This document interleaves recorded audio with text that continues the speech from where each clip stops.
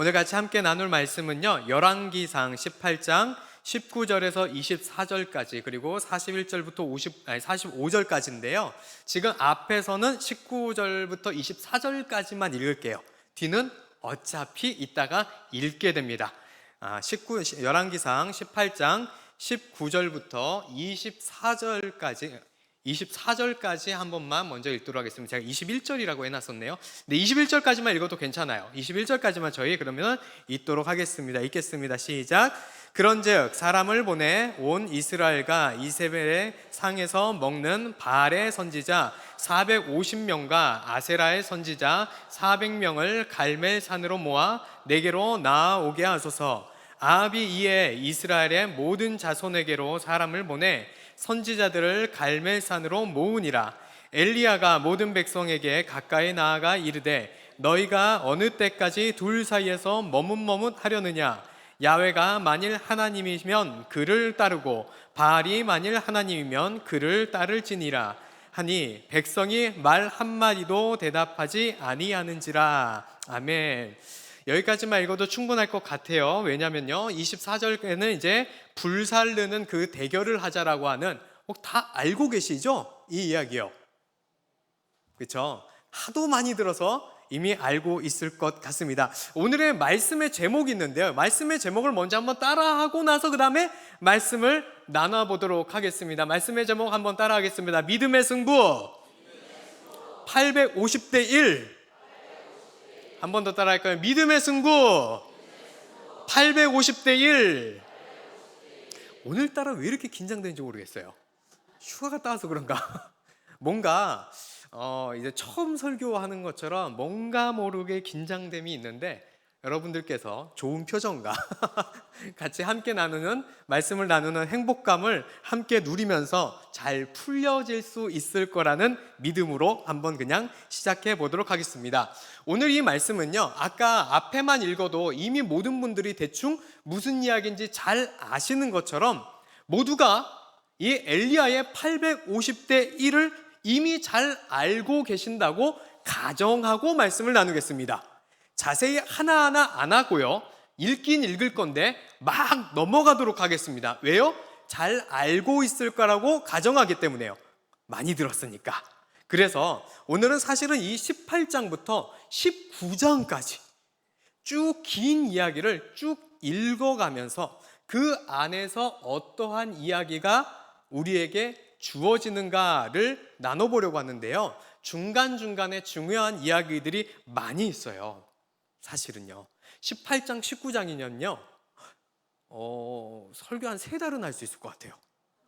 그만큼 거를 지금 언제 만에 끝낸다? 오늘 하루 만에 끝낸다. 그러니 중요한 거는 그냥 막 넘어갈 수도 있다. 그러니 궁금하거나 모르시는 거는 나중에 따로 와서 물어보시면 설명해 드리도록 하겠습니다. 바로 저희가 같이 함께 출발하려고 하는데요, 여러분 혹시 성경을 가지고 계시면요, 자막을 의지하지 마시고 여러분들의 성경을 보시기 바랍니다. 사실 제가 방송실에 자막을 넘겨드렸는데 중간에 약간 순서를 다르게 하는 게 성도님들에게 좀 설명하기 편할 것 같아서 살짝 바꾼 부분도 있거든요. 방송실이 못 따라와 줄 수 있는 만큼만 따라와 주시면 되고, 여러분들은 성경을 가지고 그냥 쭉 읽을 거예요. 어차피요, 18장부터 쭉 읽을 거니까 그냥 성경을 보시고 그냥 함께 따라와 주시면 되겠습니다. 열왕기상 18장 16절부터 읽을 건데 사전 지식 하나 말씀드리도록 하겠습니다. 이스라엘에 뭐가 왔죠 지금요? 벌써 다 아십니다. 알아요. 가뭄이 온 상태예요. 그런 상태에서 아합이라고 하는 이 이스라엘 왕이 가뭄을 해결하기 위해서 열심히 노력하는데 엘리야가 있다라는 소식을 듣고 엘리야를 만나게 되는 순간부터 오늘 나누기 시작할 거예요. 열왕기상, 그러니까 18장 16절부터 18절까지를 여러분들이 가진 성경 혹은 성경이 없으신 분들만 자막을 통해서 함께 같이 읽어보도록 하겠습니다. 읽겠습니다. 시작. 오바댜가 가서 아합을 만나 그에게 말하매 아합이 엘리야를 만나러 가다가 엘리야를 볼 때 아합이 그에게 이르되 이스라엘을 괴롭게 하는 자여 너냐? 그가 대답하되 내가 이스라엘을 괴롭게 한 것이 아니라 당신과 당신의 아버지의 집이 괴롭게 하였으니 이는 야훼의 명령을 버렸고 당신이 바알들을 따랐음이라. 아멘. 이 부분만 가지고도요 설교가 한 편이에요. 그런데 짧게 넘어가도록 하겠습니다. 그냥 이렇게 만났는데 만나자마자 다짜고짜 아합이 엘리야에게 이렇게 얘기하는 거죠. 야, 너냐? 이스라엘 괴롭히던 사람이? 그러니까 누구 때문에 가뭄이 왔다고 생각하는 거예요? 아합은요? 엘리야, 네 때문에 여기 가뭄 왔잖아 라고 하고 있는 거예요. 참 황당한 것이죠. 그래서 이 엘리야가 나 때문이 아니라, 내가 이스라엘을 괴롭힌 게 아니라 니다 라고 얘기하는 거예요. 너가 바알 섬겨서 이 모양이 됐지 내가 그랬냐라고 하면서 얘기한 게 18절이라는 것이죠. 여러분, 항상 우리가 교회에서 생활을 하다 보면요, 교회에 문제를 일으키는 사람이 있다 없다? 꼭 있다. 그런데 그 사람은 본인이 문제인지를 안다 모른다? 누구 생각하면서 세게 얘기하시는 거예요? 자기 생각하는 거죠? 내라고 하신 분들마다 오늘 회개기도 한번 같이 이따가 들어가자. 사실 막 뭐 누가 문제다 누가 문제다 하는데 자기만 가만히 있으면 교회가 평화로워요. 그런데 그거를 꼭 모릅니다. 아합도 몰랐어요. 자기가 아니라 바알을 열심히 섬기면서 엘리야를 탓하고 있습니다. 자, 이렇게 간단하게 넘어가고 19절과 20절로 한번 가보도록 하겠습니다. 열왕기상 18장의 19절 20절 같이 읽어볼게요. 시작. 그런즉 사람을 보내 온 이스라엘과 이세벨의 상에서 먹는 바알의 선지자 450명과 아세라의 선지자 400명을 갈멜산으로 모아 내게로 나오게 하소서. 아합이 이에 이스라엘의 모든 자손에게로 사람을 보내 선지자들을 갈멜산으로 모으니라. 아합에게 너가 바알 섬겨서 그러잖아, 바알 선지자, 아세라 선지자, 야, 갈멜산으로 오게 하십시오 라고 얘기하는 거예요. 뭐 때문에 그래요? 본때를 보여주려고 그러죠. 그 바알 뻥이라는 거 보여주려고 데리고 오셔서라고 하는 거죠. 그런데 이 갈멜산이 어딜까요? 지도의 위치가 중요한 게 아니라 의미가 중요합니다. 의미가 중요한데 여기가 어디냐면요, 바알 숭배의 본거지입니다. 그러니 이 엘리야가 던진 도전장은 바알의 선지자들의 홈그라운드에서 한판 벌리겠다, 그러니 그쪽으로 와달라라고 이야기를 하는 것입니다. 오늘 이 가까운 곳에서 이단들이 우리 교회를 열심히 정탐하고 있는 것을 바라보는데 그런 걸 뭐라 그래요? 괘씸하다라고 얘기하는 거죠. 말도 안 되는 짓을 쳐다보고 있어요. 그러면 누가 이겨요? 당연히 우리가 이깁니다. 당연히 우리는, 물론 우리가 홈이어서 이기는 게 아니라 왜 이기는 거죠? 우리는 하나님을 섬기니까요. 제대로 섬기니까 그래요. 여러분, 그냥 말 나온 김에 한 거예요. 조심하세요. 교회 안에서 이렇게 돌아다니는 혹시라도 이단이 있으면요, 교구장에게 바로 신고하시고, 뭐 하나님의 교회도 있고 뭐 신천지도 있고 그럴 텐데 교구장님에게 바로 신고하셔서 여러분들 유혹되거나 헌혹되지 않기를 바랍니다. 아무튼 이 엘리야가는요, 거침없이 바알에게 도전장을 던진 거예요. 그랬더니 이제 다 모으라고 됐죠. 21절 22절로 가보도록 하겠습니다. 21, 22예요. 같이 읽을게요. 시작. 엘리야가 모든 백성에게 가까이 나아가 이르되 너희가 어느 때까지 둘 사이에서 머뭇머뭇하려느냐? 야훼가 만일 하나님이면 그를 따르고 바알이 만일 하나님이면 그를 따르지니라 하니 백성이 말 한마디도 대답하지 아니하니지라. 엘리야가 백성에게 이르되 야훼의 선지자는 나만 홀로 남았으나 바알의 선지자는 450명이로다. 이렇게 얘기한 거예요. 백성이 대답을 했대요, 안 했대요? 안 했대요. 일단 백성들이 쭉 모였나 봐요. 이 진풍경을 보기 위해서 백성들도 함께 모여 있었습니다. 그런데 이 백성들을 엘리야가 이렇게 너희가 어느 때까지 뭐 하겠느냐요? 머뭇머뭇하려느냐 라고 하는 거예요. 여러분, 바알이 우리 세상이라고 한번 생각해 봅시다. 그리고 하나님은 하나님 맞아요. 여러분, 그 사이에서 머뭇머뭇해요, 하나님을 선택해요? 다 그러죠. 이 머뭇머뭇이라는 단어를 우리가 오해해서 그럽니다. 이 머뭇머뭇이라는 단어는 하나님도 아니고 세상도 아닌 그 가운데서 어찌할 바를 몰라 하는 게 아니에요. 바알과 하나님 그 중간에서 어디로 가야 되냐 하는 게 아니라는 것입니다. 이 히브리어의 원어는요, 깡총거리다 또는 절룩거리다 라는 뜻이에요. 그러니까 이번에는 하나님께로 가고 다음에는 바알에로 가는 거예요. 이거를 머뭇머뭇한다라고 하는 겁니다.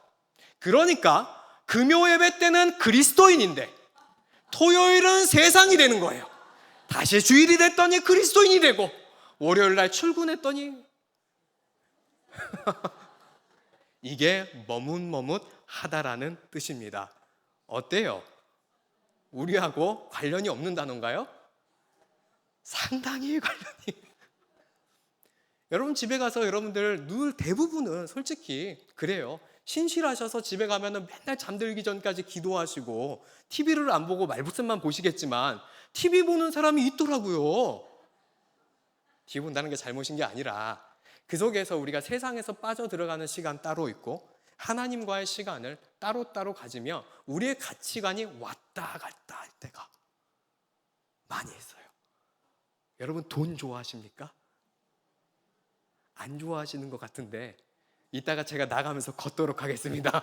저는 좋아. 여러분 그 우려모련 마음들을 가지고 한번 생각해 봤으면 좋겠습니다. 이 백성들은 그런 신앙생활을 하고 살아가고 있었어요. 그런데 더 중요한 게 있어요. 진짜 중요한 거는요, 심지어 사실 이 백성들은요 하나님과 바알을 왜 선택해야 하는지조차 그거 자체를 이해하지 못하고 있었어요. 아니 왜 우리가 선택해야 되는데? 이게 무슨 말이야? 하면서 대답을 하지 못한 거예요. 이것을 제대로 이해하려면 이스라엘의 바알 숭배, 사실은 바알 신앙이라고 할까 했는데 바알의 신앙을 붙이는 건 좀 이상한 것 같아서 어쨌든 바알을 어떻게 믿는지를 잘 이해해야지만 그들이 왜 이거를 선택해야 되는지 도무지 이해를 못하겠다라고 생각하게 됩니다. 오늘 그거 한번 설명할까요? 네, 교구버스를 지금 보내시면 정말 길어요. 그런데 좀 느낌만 전할게요. 그들이 느낀 느낌은 이런 느낌이었어요. 여러분, 하나님을 따를 것입니까? 아니면 예수님을 따를 것입니까? 빨리 머뭇머뭇거리지 말고 선택하세요. 자, 나는 하나님. 손 들어보세요. 나는 예수님. 자, 이렇게 편 나눠서 가르도록 하겠습니다. 어찌 할 거야? 아니 이거 무슨 소리야 이게, 이런 느낌 정도로 받아들인 게 이때 이스라엘 백성들의 바알에 대한 가지고 있었던 그리고 하나님에 대한 마음의 이 상태였었던 것이에요. 그들이 갖고 있었던 지식과 믿음은요 도무지 이걸 구별해야 되는 이유조차도 모르고 왜 이걸 뭐 어떻게 구별하라는 건가 혼란스러운 것이 이 백성들이었습니다. 그래서 대답하지 못하고 있었던 것입니다. 25절로 가도록 하겠습니다. 다 조금씩 뛰어넘을게요. 왜요? 시간이 없으니까. 25절, 26절 한번 같이 읽어보도록 하겠습니다.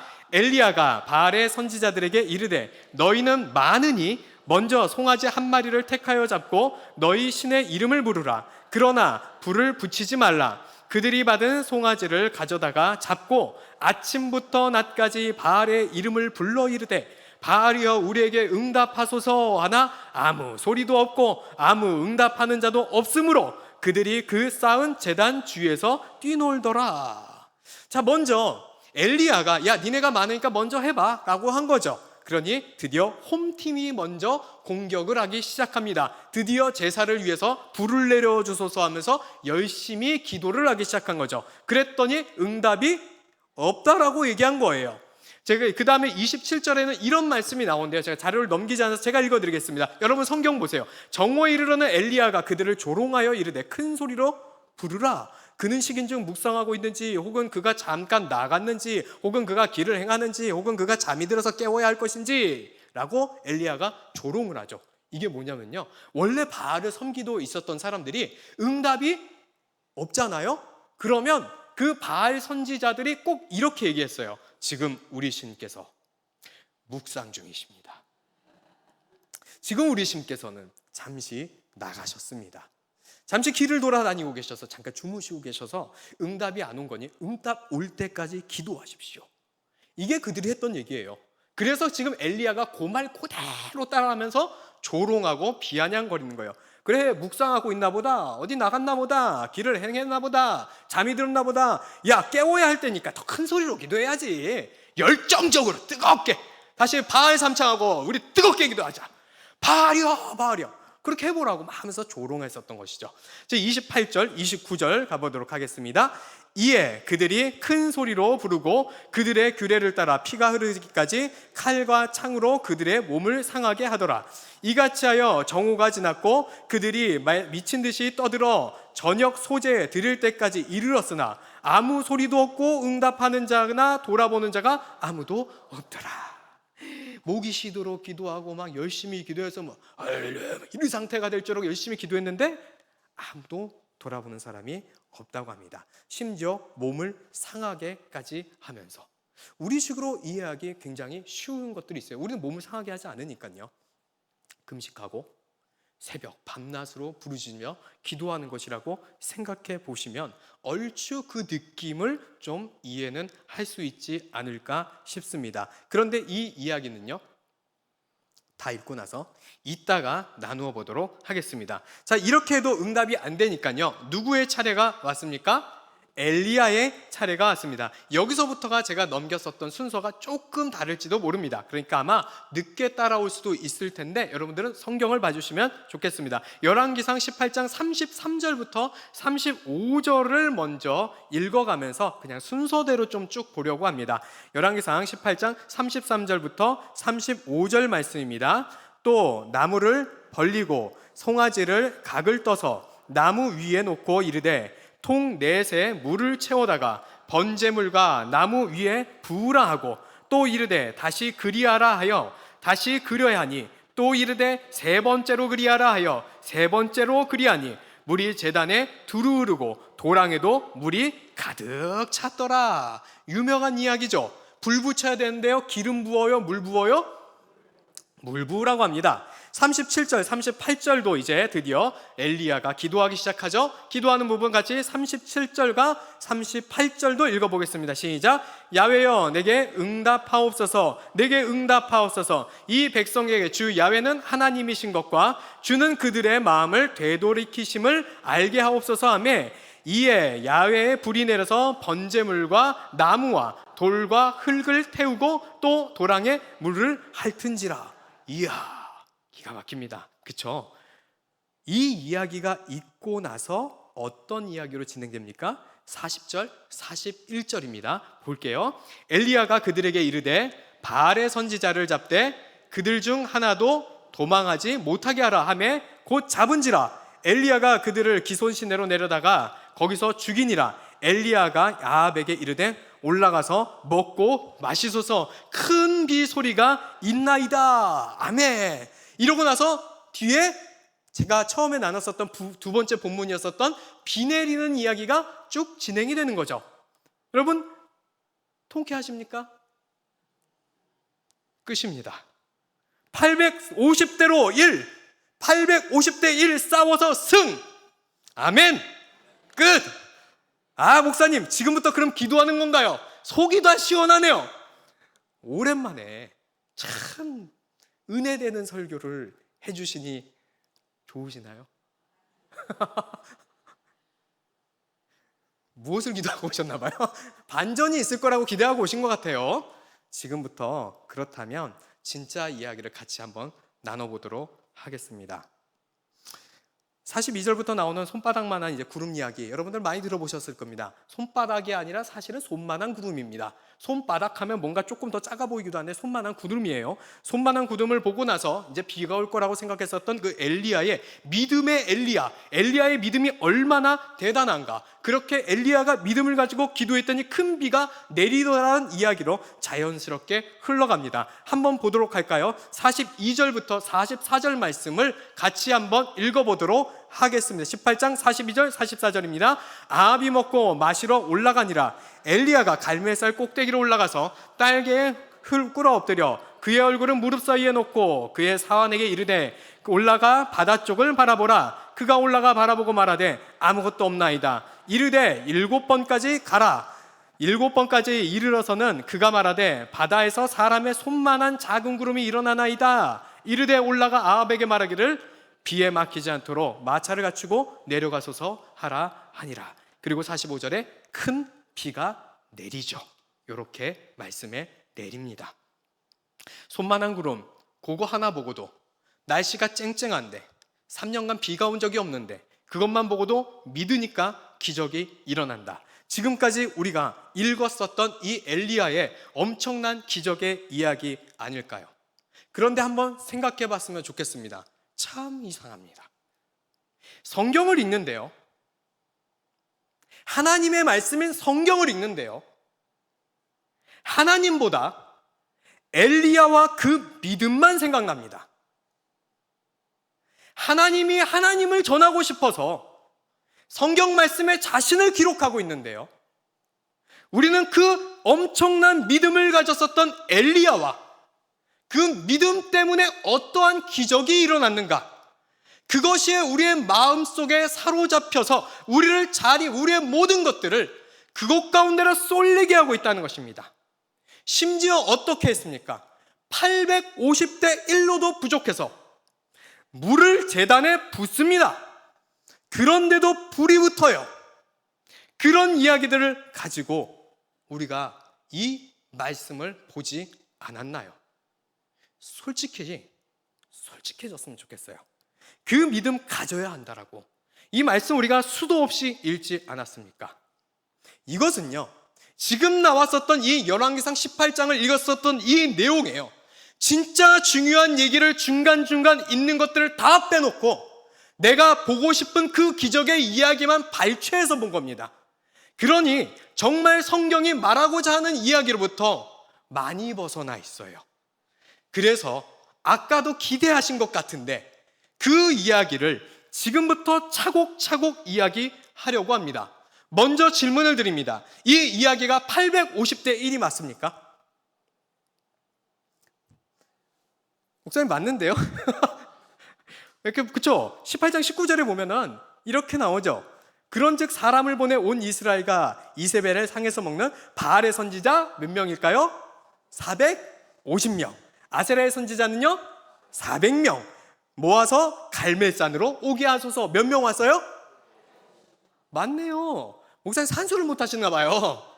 450 더하기 400은 850. 맞는데 이상하네. 목사님 공대 출신이라고 그러더니 이공계 출신이라고 하더니 더하기를 못하나. 자, 그렇다면요, 지금 읽어드릴 이 말씀은 어떻게 생각하시는지 한번 제가 읽어드릴게요. 열왕기상 18장 21절과 22절부터, 원래 23절이라 그랬는데요, 22절까지만 읽어도 이상한 점이 나옵니다.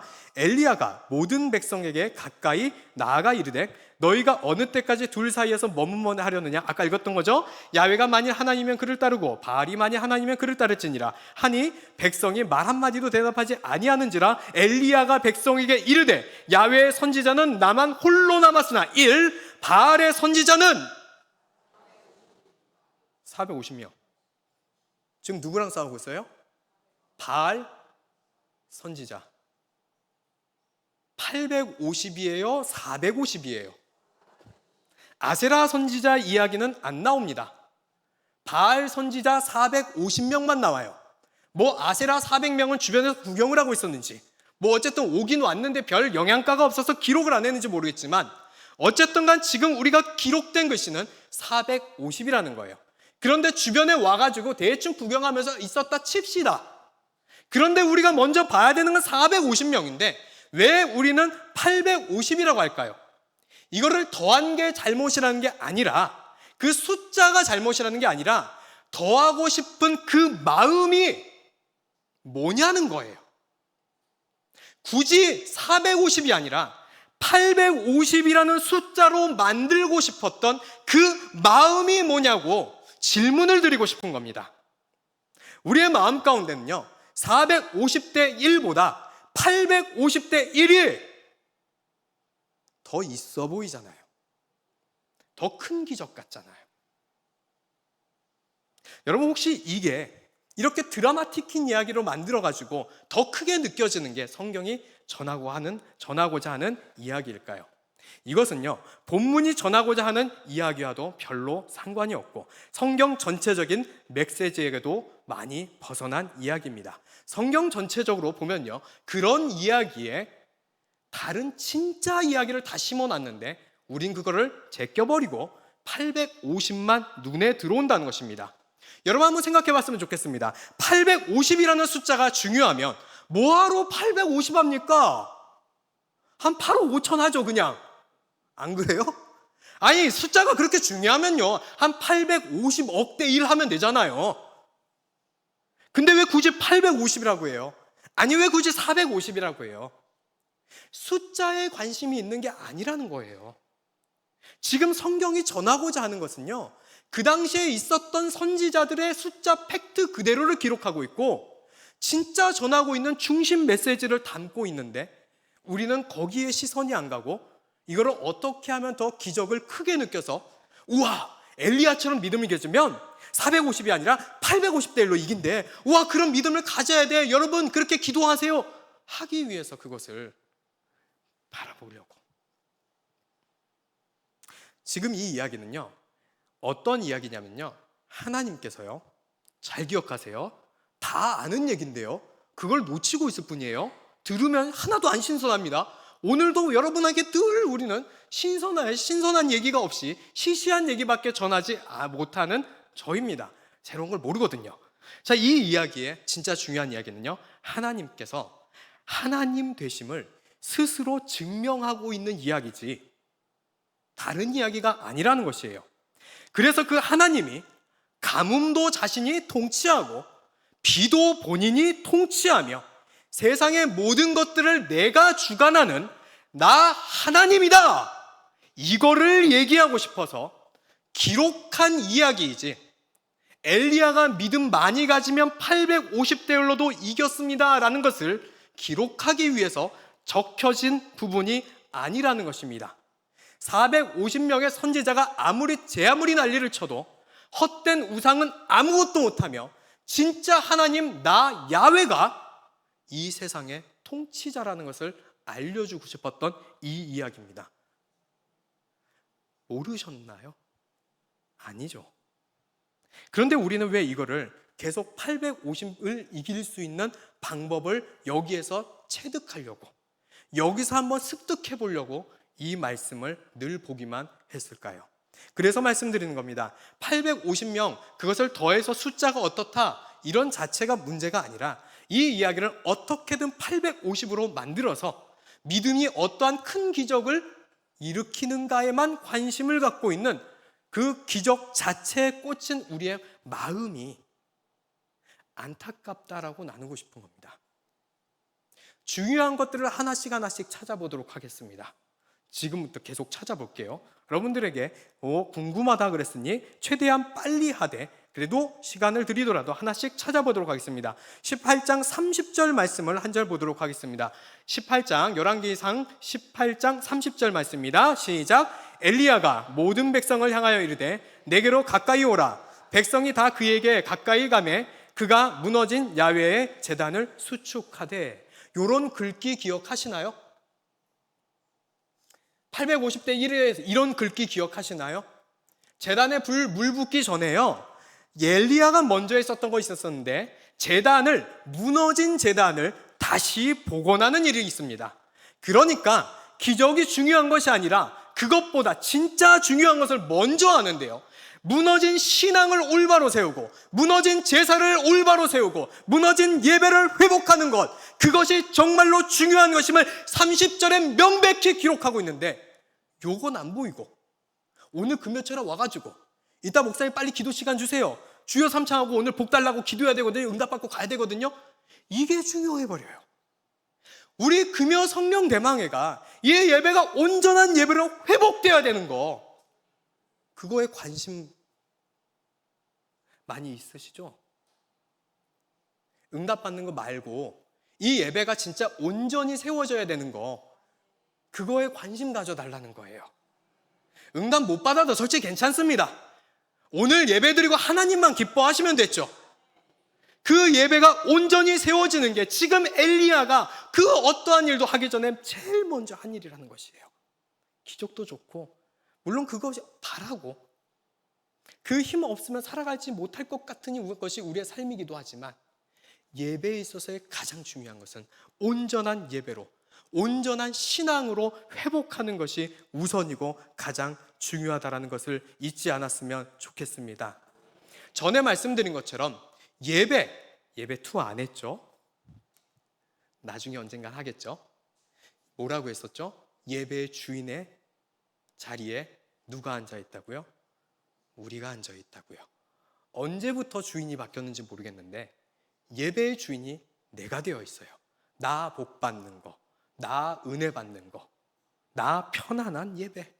심지어 의자가 불편하다, 조명이 불편하다, 화장실이 가까웠으면 좋겠다. 너무 중요해요. 물론 중요하겠지만 하나님보다 중요할까요?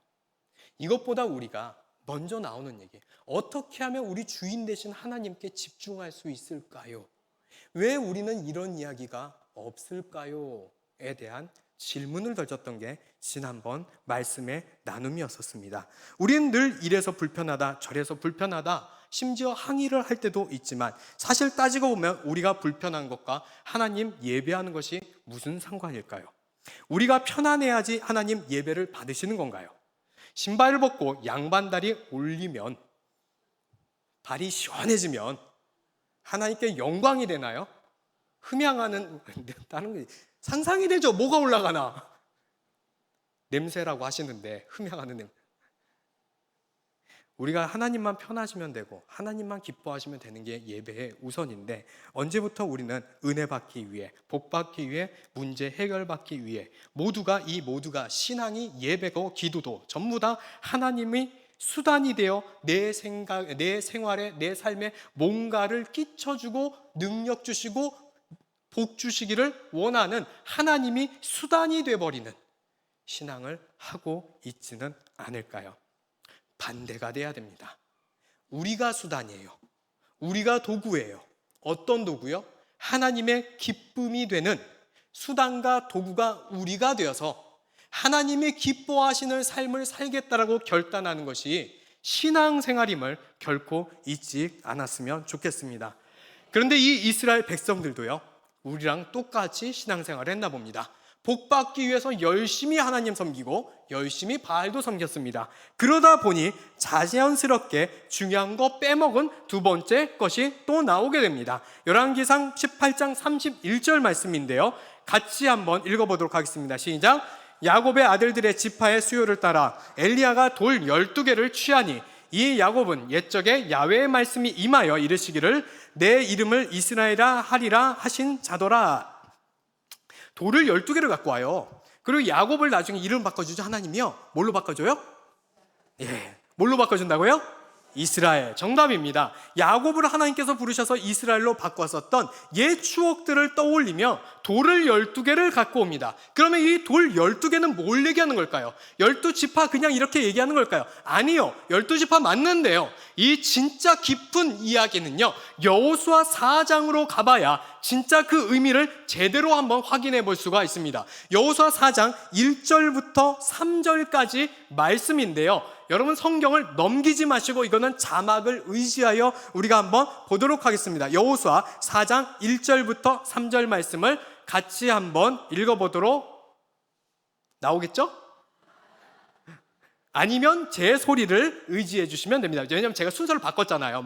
그래서 찾기 힘들 수도 있습니다. 제가 읽겠습니다. 그 모든 백성이 요단을 건너가기를 마침에 야훼께서 여호수아에게 말씀하여 이르시되 백성의 각 지파에 한 사람씩 12사람을 택하고 그들에게 명령하여 이르기를 요단 가운데 제사장들의 발이 굳게 선 그곳에서 돌 12를 택하여 그것을 가져다가 오늘 밤 너희가 유숙할 그곳에 두게 하라 하시니라. 나왔네요. 지금 거기가 제일 중요한데 바로 나왔어요. 제일 중요한 데가 나왔어요. 어디요? 돌 12를 택하여. 나오죠. 돌 12. 이게 언제죠? 1절에 요단을 건너가기를 마침에. 그러니 그 유명한 요단강 건너간 다음이에요. 그 직후에 돌을 12를 택하는 이야기가 나옵니다. 그럼 이 12의 의미가 뭐냐? 여호수아 4장에 기록이 되어 있습니다. 20절부터 24절 말씀인데요, 20절부터 24절 말씀을 같이 읽어보도록 하겠습니다. 여호수아가 요단에서 가져온 그 12돌을 길갈에 세우고 이스라엘 자손에게 말하여 이르되 후일에 너희의 자손들이 그들의 아버지에게 묻기를 이 돌들은 무슨 뜻이니까 하거든 너희는 너희의 자손들에게 알게 하여 이르기를 이스라엘이 마른 땅을 밟고 이 요단을 건넜음이라. 너희 하나님 야훼께서 요단 물을 너희 앞에서 마르게 하사 너희를 건너가게 하신 것과 너희 하나님 야훼께서 우리 앞에 홍해를 말리시고 우리를 건너게 하신 것과 같았나니. 마지막 크게 같이 한번 읽을게요. 시작. 이는 땅의 모든 백성에게 야훼의 손이 강하신 것을 알게 하며 너희가 너희 하나님 야훼를 항상 경외하게 하려 하심이라 하라.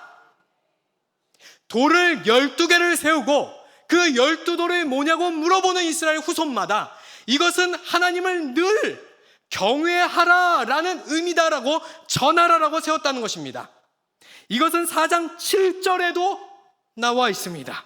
여호수아 4장 7절 말씀입니다. 그들에게 이르기를 요단물이 야훼의 언약궤 앞에서 끊어졌나니 곧 언약궤가 요단을 건널 때에 요단물이 끊어졌으므로 이 돌들이 이스라엘 자손에게 영원히 기념이 되리라 하라 하니라.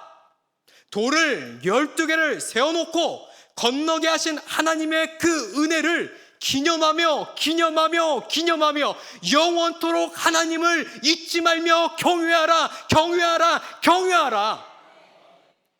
그런데 지금 12돌을 다시 세우고 있어요. 무슨 의미일까요? 이제 이 의미들이 하나씩 선명하게 나타나기 시작하고 있나요? 이스라엘 백성들은 하나님의 그 은혜를 잊었습니다. 오늘 그저 나에게 무슨 복을 주실 것인가? 열심히 하나님 나에게 응답하여 주시옵소서. 오늘 주실 그 복을 바랄 뿐 평생을 지금까지 이끌어와 주셨던 그 하나님의 은혜는요, 없어요. 경외함도 잊었습니다. 열심히 오늘 제사를 드리고 열심히 오늘 예배를 해서 하나님께서 기뻐하셔서 나 오늘 응답 받으면 되는 삶을 살아간 것이 이들입니다. 이들 앞에서 엘리야는요, 그 12돌을 가지고 와서 다시 회복하라는 거예요. 야훼를 기념하라. 야훼를 경외하라. 그리고 나서 제사를 드리기 시작하는 겁니다. 빼먹은 거 하나씩 보니까 다른 이야기들로 완성이 되어 가고 있는 것이 보이시나요?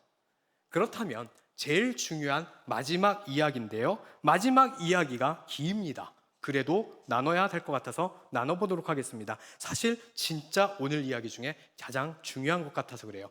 여러분, 엘리야의 기도가 비를 내리게 했다고 생각하기도 합니다. 그래서 그 믿음이 얼마나 대단한가를 많이 나온다고 했었죠. 손만한 이 믿음, 요거 하나 가지고 자기 조금 있습니다. 손바닥만 합니다. 됐다, 가자. 이 믿음이 얼마나 대단합니까? 그러니 비가 내리지 않겠습니까? 라고 이야기를 하기도 합니다. 그런데 엘리야의 믿음이 그렇게 850대 1로 싸웠다고 이겼다고 하고 비가 내린다고 하는 것이 과연 맞을까요?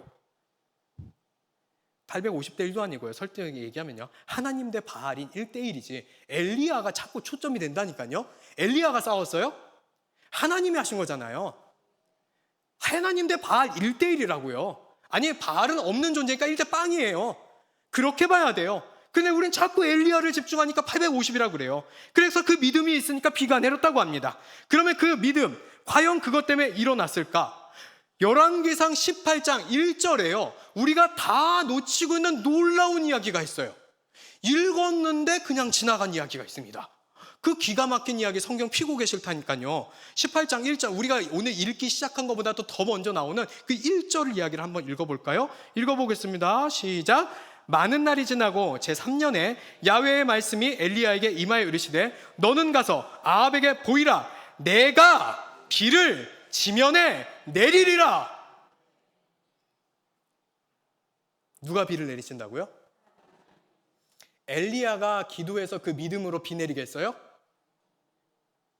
엘리야가 기도해서 그 믿음으로 하나님 감동시켜서 비 내리겠어요? 이미 얘기했잖아요. 비 내리게 하겠다고. 그냥 하나님은요, 엘리야가 어쩌면 기도 안 했어도 비 내리게 했을지 몰라요.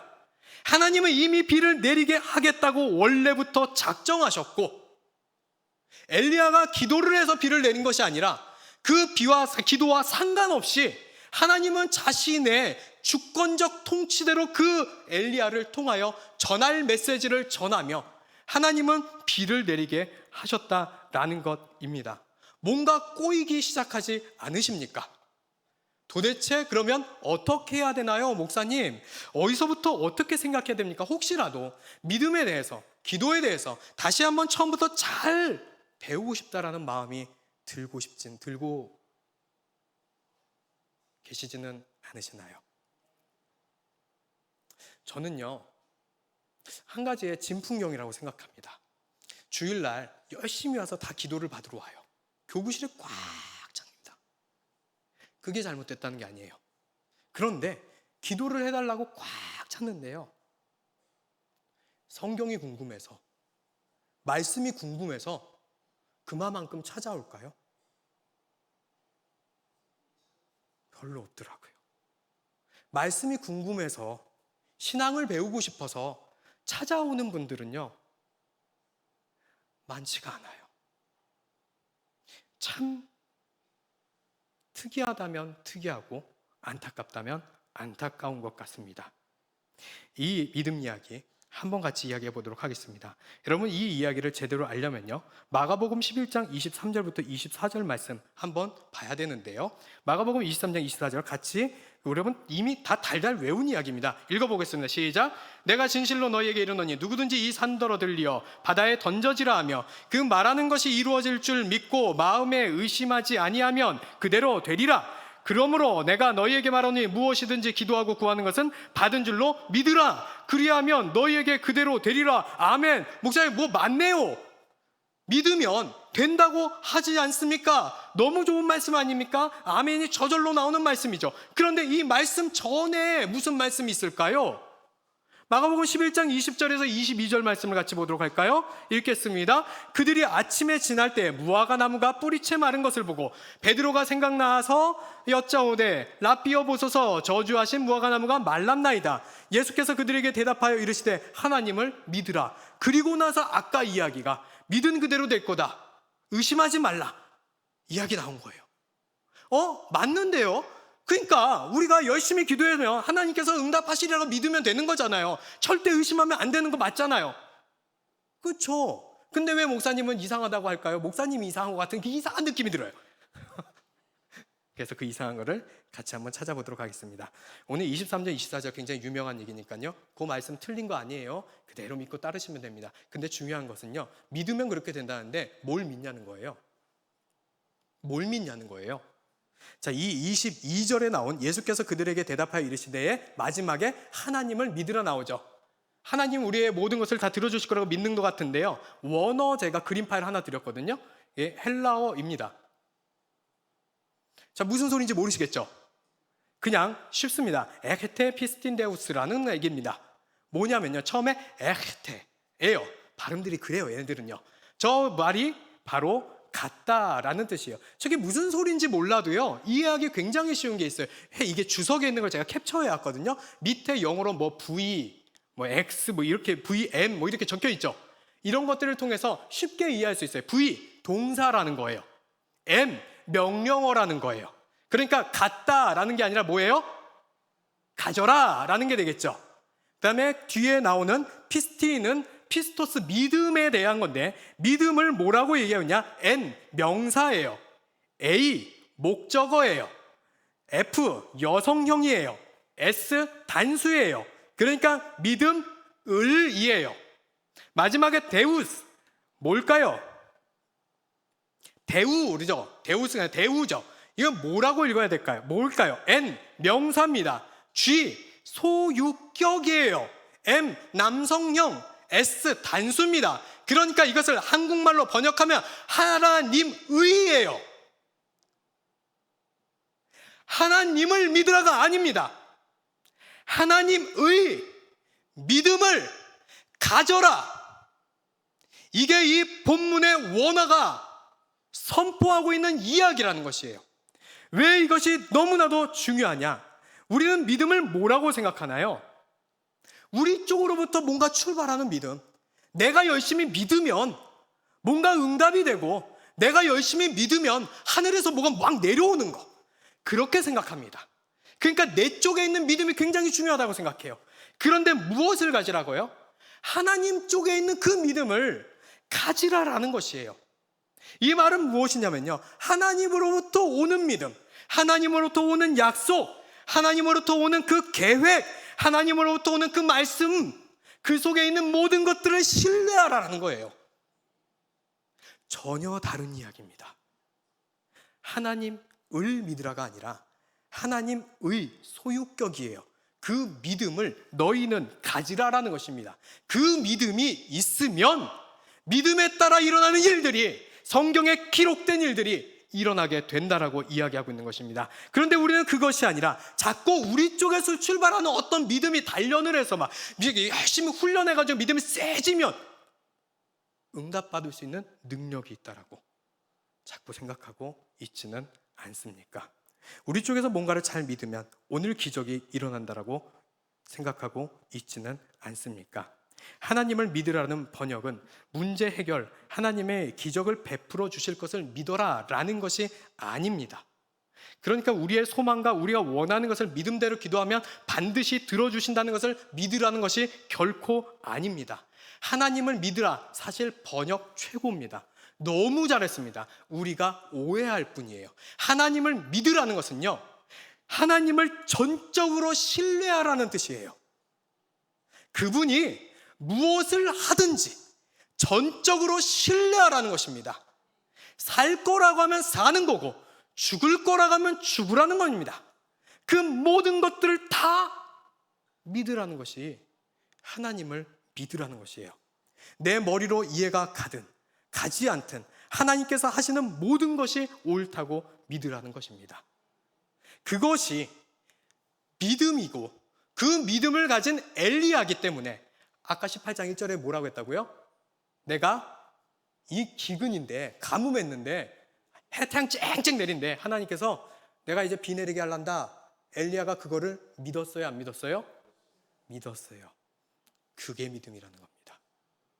가뭄에서도 엘리야가 믿으면 비 내리는 게 아니라 하나님께서 비를 내리겠다고 하셨으니 이 말도 안 되는 것을 그냥 믿는 겁니다.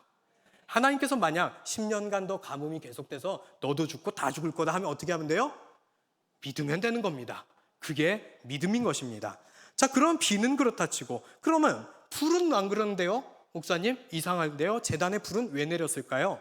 열왕기상 18장 36절에 나옵니다. 저녁 소재 드릴 때에 이르러 선지자 엘리야가 나아가서 말하되 아브라함과 이삭과 이스라엘의 하나님 야훼여, 주께서 이스라엘 중에서 하나님이신 것과 내가 주의 종인 것과 그 다음 나오죠. 내가 주의 말씀대로 이 모든 일을 행하는 것을 오늘 알게 하소서. 엘리야가 자기 멋대로 했어요? 아니요. 주의 말씀대로 하나님께서 엘리야에게 이미 말했단 말이에요. 그거 하고 있다라는 것을 그들이 알게 하소서. 이제 혹시 좀 이해가 가세요? 하나님께서 뭔가 우리에게 약속하신 거, 그것은 들어주시는 거죠. 그런데 그것이 아니라 그냥 우리가 마음대로 하나님 약속이라고 믿고 그냥 열심히 그냥 막 기도만 하면 되고 하나님께서 하신다는 거예요? 안 하신다는 거예요? 모른다는 거예요. 지금 그거를 우리는 분간해서 볼 줄 알아야 한다는 것입니다. 혹시 지금까지의 이야기가 이해가 가시나요? 너무 이해가 안 가세요? 정리를 해드려야 되겠네요. 이제 이 이후로부터는요, 엘리야의 번아웃이라는 이야기로 쭉 많이 다뤘었던 그 이야기가 진행됩니다. 많이 읽지는 않을게요. 열왕기상 19장 이제 4절에 보면 자기 자신은 광야로 들어가 하룻길쯤 가서 한 로뎀 나무 아래에 앉아서 자기가 죽기를 원하여 이르되 야훼여 넉넉하오니 지금 내 생명을 거두시옵소서. 나는 내 조상들보다 낫지 못하나이다 하고 엘리야가 지친 모습이 나옵니다. 이것을 가지고 수많은 사람들이 그렇게 생각합니다. 엘리야도 번아웃이 왔다. 하나님의 일을 열심히 하고 봉사를 열심히 하다 보면 지칠 때가 온다. 엘리야도 그러지 않았느냐? 이거 그거 아니에요. 성경을 그렇게 인문학적으로 보시면 성경의 오류를 아주 많이 만들어내는 대단한 기적을 양산할 수 있습니다. 이 엘리야는 하나님의 일을 열심히 하니까 지친 것이 결코 아닙니다. 성경에 적혀 있고 자기가 이야기해요. 뭐 때문에 그랬는지 19장 10절 말씀에 본인이 직접 얘기합니다. 엘리야가 뭐라고 나왔냐? 그가 대답하되 내가 만군의 하나님 야훼께 열심히 유별하오니 이는 엘리야의 자손이 주의 언약을 버리고 주의 제단을 헐며 칼로 주의 선지자들을 죽였음이오며 오직 나만 남았거늘 그들이 내 생명을 찾아 빼앗으려 하나이다. 14절에도 똑같이 얘기합니다. 14절입니다. 그가 대답하되 내가 만군의 하나님 야훼께 열심히 유별하오니 이는 이스라엘 자손이 주의 언약을 버리고 주의 대단을 헐며 칼로 주의 선지자를 죽였으며, 똑같은 말 계속하네요. 오직 남았거늘 그들이 내 생명을 찾아 빼앗으려 하나이다. 이게 무슨 얘기인가요? 지금요, 로뎀나무 아시죠? 이거 다 아시는 얘기라고 제가 가정하고 얘기한다 그랬었잖아요. 엘리야가 이세벨을 죽여버릴 거야 하니까 엘리야가 도망가기 시작합니다. 그러다가 로뎀나무에서 천사가 일어나서 일어나 먹으라, 내가 갈 길을 다 가야 된다 하는 그 지금 이야기 중에 있는 것입니다. 왜 여기 있냐라고 했었더니 엘리야가 뭐라고요? 나를 죽이려 합니다 라고 하면서 지쳐서 도망가고 있는 것이에요. 엘리야는요, 일을 많이 해서 지친 게 아니라 하나님의 일을 했는데, 하나님의 믿음대로 갔는데, 비가 내린다고 해서 이 말도 안 되는 환경에서 혼자만 믿고 가서 선포하며 그 모진 환경 속에서 열심히 바알의 선지자와 싸워 하나님이심을 증명되는 동구로서 그것을 그 큰 기적 속에서도 통과하고, 비도 내리는 그 기적도 통과하고, 이 모든 것들을 승승장구하며 아합에게 올라가라, 내려가라, 먹으라, 비온이 내려가라 할 때마다 하나님께서 시기 적절하게 탁탁탁 맞춰가는 모든 것들을 경험하고 있었는데, 그 결과가 뭐였나요? 아무도 변화가 안 돼요. 바뀐 게 하나도 없어요. 이 정도쯤이면 아합과 이스라엘이 돌아서서 회개하고 돌아올 만도 한데, 하나도 변하지 않고 오히려 이 기적을 보고도 자신을 죽이려고 오는 모습을 보며 엘리야가 이게 뭡니까 하나님, 이렇게 다 했는데 나를 죽이려 하네요. 하나님 열심히 섬긴 결과가, 하나님 뜻대로 이렇게 수많은 기적을 통과했었던 결과가 겨우 이건가요? 엘리야는 좌절한 거죠. 그런데 그 엘리야에게 하나님께서 어떻게 하시냐? 로뎀나무에 가서 5절에 그렇게 얘기하신 겁니다. 로뎀나무 아래에 누워 자더니 천사가 그를 어루어 만지며 그에게 이르되 일어나서 먹으라. 참 이거 보고 은혜로운다고 생각하시는 분이 있을지 모르겠습니다. 하지만 우리 주님 해도 너무하신 것을 6절과 7절만 잘 보면 확인하실 수 있습니다. 6절과 7절이 이렇게 나옵니다. 19장 6절 7절입니다. 본즉 머리맡에 숯불에 구운 떡과 한 병이 물이 있더라. 이에 먹고 마시고 다시 누웠더니 천사가 또다시 와서 어루만지며 이르되 일어나 먹으라. 네가 갈 길을 다 가지 못할까 하노라 하는지라. 이게 뭐예요? 먹었는데 먹인 이유가 뭐예요? 채우고 쉼을 얻고 위로하고가 아니라 뭐예요? 갈 길 마저 가라는 겁니다. 그거 안 먹이면 다 못 갈까봐 내가 먹을 게 먹인 거래요. 여러분 목사님께 기도해달라고 막 이렇게 전화하시잖아요. 좀 많이 넘어지시는데 제발 넘어지지 좀 말았으면 좋겠어요. 근데 넘어졌어. 다리가 부러졌단 말이에요. 전화를 했어요. 기도를 해드립니다. 열심히 권사님 주의 이름으로 깨끗하게 치료를 받기를 권사님이 낫기를 원합니다. 기도하고 막 권사님 눈물 펑펑 흘렸어요. 그리고 나서 목사님 기도하자마자 끝나자마자 얘기하는 거예요. 권사님 이제 기도했으니까 지난번에 올리던 박스 마저 올리셔야죠. 이따 몇 시에 오실 거예요? 지금 이거잖아요. 어떠세요?